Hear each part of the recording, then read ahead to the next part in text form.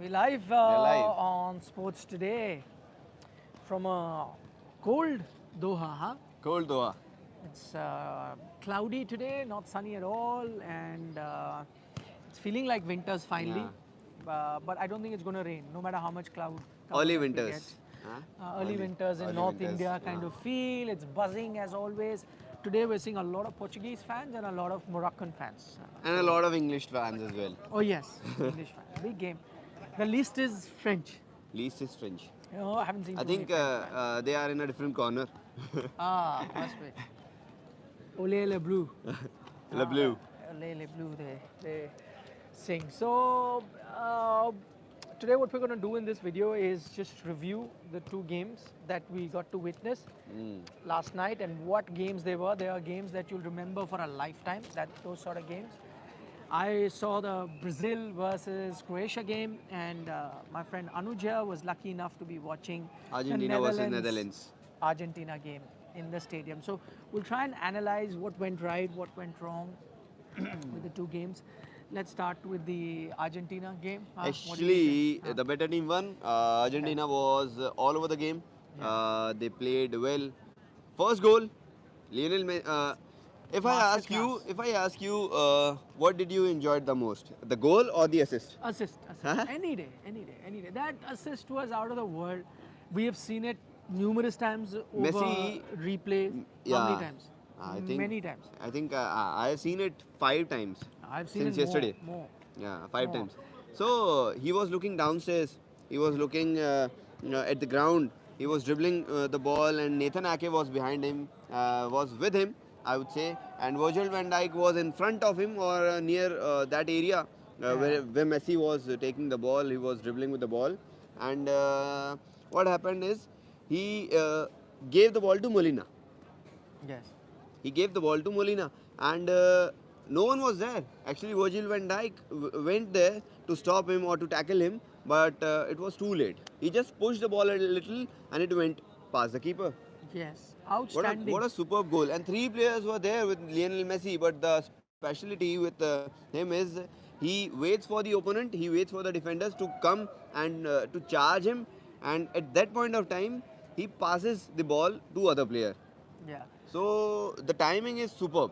Timing of Lionel Messi is superb. And of course, second goal, he took the penalty, and we all know what happened. 2-0 up. But what went wrong was that I think Netherlands should have played much better.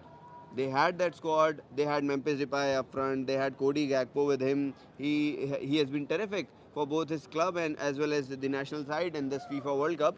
And as Memphis Depay said in his press conference that our team in the offense, we are good with our offense, and we'll try to play the same kind of football which we are playing in this football World Cup. But I didn't saw Netherlands giving any assist to Cody Gakpo or making him to come in between the play. He was standing at the end. He was standing at the far corner where his position is. But he was not in the game yesterday, Cody Gakpo. Don't know why. Also, they substituted Memphis Depay before 90 minutes. He is in full fitness. So maybe I think that is what Lionel Messi also alluded to at the end of the game, and he said that you know Van Gaal keeps saying that we play beautiful football, we keep playing beautiful football, but where was the beautiful football? If you're going to just keep playing long balls, this was Messi's criticism. So maybe that's why Gapco couldn't come in, just as Anuj is saying, or Memphis Depay couldn't come into the game. Maybe it was the style of play that Netherlands were playing, and maybe because tactically they decided that's the best way to compete against Argentina. And in the end, if you see, I mean, they did manage that. In the end, they did get a 2-all, and I guess that's the idea that Van Gaal went with, and he wanted his team to execute that. You know what, Nikhil sir, they were doing with the ball, Argentina, or with the players when they were without the ball. Whenever Frankie De Jong was trying to pass the ball ahead to Memphis Depay, or for that matter Cody Gakpo, or Virgil van Dijk was trying to come till the midfield and passing the ball to forward, Yeah. the Argentinian defenders, especially Christian Romero or Molina or Acuna, whoever it is, two players were coming to charge the Netherlands player, so that they were counter pressing the Netherlands side, Yeah. not giving them any space to pass the ball further ahead, and they were passing the ball back.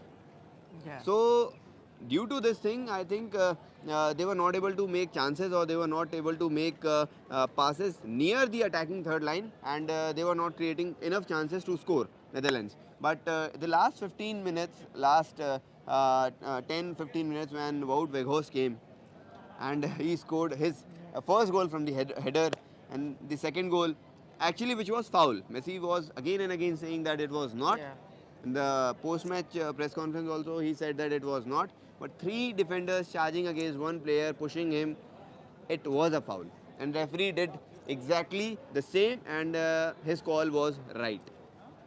Just listening to all the South American players, and I've Yes. been listening to Lionel Messi. We heard from the keeper Bad. that all of them have been saying that, you know, if you look at the Argentinian keeper, he came in the post match and said two things. He said that the refereeing standard was really bad. He said that it looked like the referee was ensuring that come what may, Netherlands wins. And he also went on to say that this referee should not be here. Lionel Messi also in his post-match said that, listen, I'm not going to say much about the refereeing because they put sanction FIFA, but they need to look into this, how the refereeing was, and they need to ensure that such referees should not be there contesting big games like a quarter-final of the FIFA World Cup. These are opinions of Argentinian players. But if you ask me, us as neutral, we all watched the game, and please share your opinion. I don't think the refereeing was bad at all. It was very fair refereeing. He's a very experienced Yes. referee. I've seen him for years refereeing in La Liga. He's done Champions League final, and I think he was spot on as a referee yesterday. Good calls. He even gave Argentina a penalty, which was a penalty. He gave it. And that foul that they're talking about towards the end was a clear foul. You need to give credit. One, the referee picked it up, gave the right thing. Secondly, Netherlands, the way they took that free kick, clearly they had practiced it because they had covered everything, Argentina, in terms of they had a 7-man wall, they had a guy lying down, they Yeah. had the keeper looking out, so they had covered everything. But what did Netherlands do? They must have practiced this kind of variation in practice and used exactly that. They took Argentina by surprise, so credit to Netherlands for having done that. There was nothing wrong with the refereeing so far as that was given. I think where Argentina would do well is look at their issues. The point is they allowed Netherlands to come back. Yes, Argentina were the better team, clearly the better team. But you allowed them to come back by doing those silly fouls, and the referee gave it. So it's your problem, and it'll do well for Argentina, instead of cribbing about the refereeing, to look at the areas where they've made mistakes and improve on that. Because if you keep cribbing about the refereeing, it's not going to take you anywhere. Yeah, if the Dutch players would have played the match just like they played the later 20 Yeah. minutes, they would have won the match, or the result would have been different. But what I want to point out is in this match, 3-5-2. Argentina also played three back. Actually, this kind of formations are very tricky and very tough, could be dangerous. But to match Netherlands, Lionel Scaloni went with this formation, because Louis van Gaal what also he tries to do is play three-man back, so that he has five players in midfield, and he has a good option for offense. So to match those numbers, Argentina also played with sometimes three-man back, so that he also had five players. And one more thing is that Argentina was using both the areas, left areas as well, right Yeah, areas right, as yeah. well. But the end, what I think is Scaloni was too much defensive in the later half of the stage. Di Maria should have brought in Earlier. earlier in the Maybe game. he's not fully fit. I think that think could so. be the reason, that they want to gradually bring him in. Ah. If you make him play more minutes, maybe again has an issue and you might need him. I think. Otherwise, no way that you cannot have Di Maria there. And I think that was a tactical sacrifice also, the way he Could set have up the been. team tactically. Could have been, but in the penalties, we clearly saw Argentina. They were superb. Emiliano Martinez, he is superb for Argentina. Actually, we have saw him in Copa America also, against Brazil, against Chile, against many other South American teams when Argentina were playing the Copa America. And this time also, Messi said we know we were confident on Martinez, that yeah, Emi will save the game. We were too much dependent, that he has done it in the past also, and he will do it now, and he did it again. I think the one good thing that Argentinian players have said, and we've criticized them for criticizing the referee because that is completely out of line. Yeah. But what good thing they said was that they were also hurt about with Van Gaal's comments. So you saw two visuals that have gone viral. But tell me one thing. Yeah. Did he said something wrong? Yeah. So, What? So I mean, so two visuals that have gone viral. One is of Lionel Messi having an animated discussion with Louis Van Gaal after the game, and the second of Martinez coming and saying about it. No, so what they thought was two things. So what they said was that they did not, and this happens in sport. If you remember in Asia Cup also, remember the coach said that, oh, they don't have too many world-class bowlers. Bangladesh, Sri Lanka, there was a fight. So it's okay. He took it like that. Teams are that way. I don't have a problem. They said that Van Gaal said that if it goes to penalty, we'll have an advantage because we have a But better he keeper. doesn't said anything about Argentina, and he No, didn't no, no, point no, it no, out. but- He said he We said will have an if- advantage if Yeah, we go to win. yeah. But we have a better. But anyone will be feeling hurt. So see, they've proven him wrong. So they are saying, okay, you said you will have an advantage going into penalty. You have a better keeper. Now we've shown you who's a better keeper. That is still okay. That kind of a banter. But if a or player is coming and saying that I heard Louis Van Gaal said this thing, and I would like to tell him to keep his mouth shut. no, that is out of line. Is No, it good? this language is not good. I'm saying you can always say that. You can always. I remember. I'll give you an example. MS Dhoni, in the 2007 T20 World Cup when they won, they beat Australia. Ravi Shastri was doing the post-match press conference. Yeah. MS Dhoni came. He said, "Yeah, we won." And Ravi said, "You played very well." He said, "Before that, Ravi, I just want to say one thing. I read your article, your column, which you had written, and you had said we are not going to win it. Australia are the favorite. So we are happy to have proven you wrong." That's the way you do it. That's the way you do it. Yeah, So that I is like the first half still good. of Martinez, where he says that he said that this is better, they will have an advantage. So we have proven them wrong, and you have the right to be angry and upset about it. But to say to keep his mouth shut, I think that was ugly. But I think it's all carried on for the way the game played out, not just with refereeing, but also the ugly scenes we saw between two teams. It got very feisty, it got very ugly. So I think all those things added on into many the things happened in the post-match game. 17 yellow cards were shown, 9 to Argentinian, 7 to Dutch players, and there were fights at some point of time. We saw Memphis Depay, we saw Steven Bergwijn, we saw Leandro Paredes, Virgil van Dijk, and all whatnot. We are seeing. But do you think Netherlands choked again in this match? They didn't choke. Actually, when the crunch time came. Argentina were ahead in the match from the front. Yes, but I mean, they didn't choke in the sense when it was needed. At that time, they came back into the game, Netherlands. So when it counted, but I think what Messi pointed out, and he has a point there. He says, you keep talking about, listen, Dutch gave us total football. They are the masters of total football. Everyone plays. They like possession football, good football. They're very unlike German teams and all that, not clinical. They're like.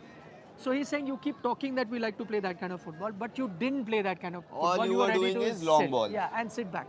So that criticism is fine. So Had actually, Netherlands played like that from the start, it would have been the different. result would have been different. Yeah, we saw yesterday Nathan Ake, Virgil van Dijk, Frankie de Jong.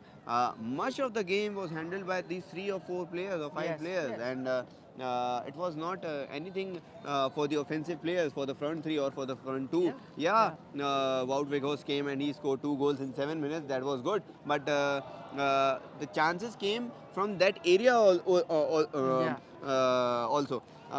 First from the header.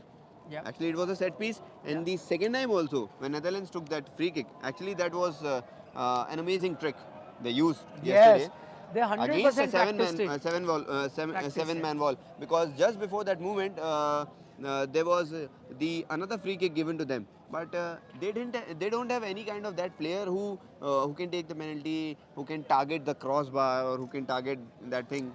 I don't think so. No, that was definitely rehearsed. I'm Memphis sure Depay they was already rehearsed it, substituted off. many times before as well. I think that is what they did. Overall, I mean, this is something that you see with Latin American teams, that they get, they behave like sore losers, or and I saw this in the other game as well, which I was watching.